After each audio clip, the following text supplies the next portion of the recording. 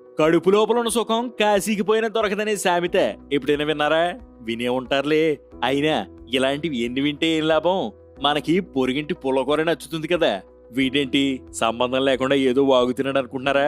అసలు మ్యాటర్ ఏంటంటే మన అమెరికా ఉంది కదా. మన అమెరికానే. అక్కడ ఉన్నోళ్ళంతా మనోళ్ళు అయినప్పుడు మన అమెరికానే కదా.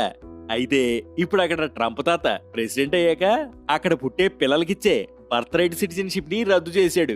అక్రమంగా వచ్చిన వారిని వెనక్కి పంపిస్తున్నాడు. అసలు మనోళ్ళు కట్టలు కట్టుకుని ఎగేసుకుంటూ అమెరికా ఎందుకు వెళ్తున్నారు? అవకాశాల కోసమని మాత్రం చెప్పకండి. ఎందుకంటే అవకాశాల కోసం వెళ్లేవాళ్ళు 100లో ఒక్కరో ఇద్దరు ఉంటారంతే. మిగతా బ్యాచ్ అంతా మా అబ్బాయి అమెరికాలో జాబ్ చేస్తున్నాడు, అక్కడ ఇల్లు కట్టుకున్నాడు, కారు కూడా తీసుకున్నాడు, మా అమ్మాయి ఆస్ట్రేలియాలో చదువుకుంటుంది అని గొప్పలు చెప్పుకోవడానికి. అందులోనూ ఎన్ఆర్ఐ సంబంధం అంటే కట్నం ఎక్కువగా ఇచ్చేస్తారు. సో అమెరికా వెళ్ళిపోవాలి, పెళ్లి చేసుకుని అక్కడే పిల్లల్ని కనాలి. పిల్లలకు వచ్చే బర్త్ రైట్ సిటిజన్షిప్ తో మనం కూడా అక్కడికి వెళ్ళి సెటిల్ అయిపోవాలి. అందరిది ఇదే కదా. అసలు నాకు తెలియగడుగుతాను, ఎక్కడో వేల కిలోమీటర్లు అవతల నీ పిల్లలుంటే అది నీకు గొప్ప? ఇలాగే మా ఊర్లో ఉండే సుబ్బారావు కూడా కోట్ల ఆస్తి పెట్టుకుని ప్రెస్టేజ్ కోసం వాళ్ళ అబ్బాయిని అమెరికా పంపించాడు. అంతా బాగుందనుకున్న టైంలో కరోనా వచ్చింది.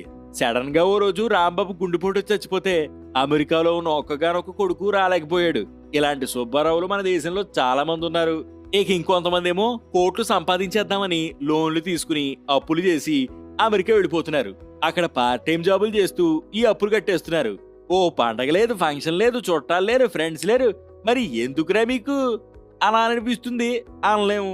ఇంకో వార్త ఏంటంటే ఇప్పుడు ట్రంప్ మామ నిర్ణయం వల్ల అక్కడ 6 నెలలు నిండిన గర్భవతులంతా హాస్పిటల్కి క్యూలు కట్టేస్తున్నారంట. ఎలాగైనా ఫిబ్రవరి 20 లోపు డెలివరీ చేసేయాలని డాక్టర్లను రిక్వెస్ట్ చేస్తున్నారట. మేము సిజేరియన్లు చేయనురా బాబు, ఇది మీ పిల్లలకు మంచిది కాదని డాక్టర్లు ఎన్ని చెప్పినా అసలు వినట్లేదు. ఎక్కడో పొరుగు దేశంలో సెటిల్ అవ్వడానికి నీ పిల్లల ప్రాణాలను కూడా లెక్క చేయవా? అసలు ఇంతకంటే దౌర్భాగ్యమైన పరిస్థితి ఇంకోటి ఏమైనా ఉంటుందా? ఉంటుందా అని అడుగుతున్నాను. అక్కడ పౌరసత్వం లేకపోతే ఏంటి, ఇక్కడికి వచ్చి బతకలేవా? కాస్త తక్కువ సంపాదిస్తావేమో, కానీ అక్కడికంటే చాలా హ్యాపీగా ఉంటావు. నీ ఇంట్లో నీ కుటుంబంలో ఉన్నదాంతో తింటూ తృప్తిగా బతకచ్చు. ఎప్పుడు ఏం జరుగుతుందో అనే టెన్షన్ లేకుండా నీ వాళ్ళతో అయినా హ్యాపీగా ఉండొచ్చు. సో నేను చెప్పొచ్చేది ఏంటంటే గొప్పలకు పోకుండా నిజంగా అవసరం ఉంటే వెళ్ళండి, లేదా నీ దేశంలోనే తృప్తిగా ఉండడం నేర్చుకోండి. ఉంటానా?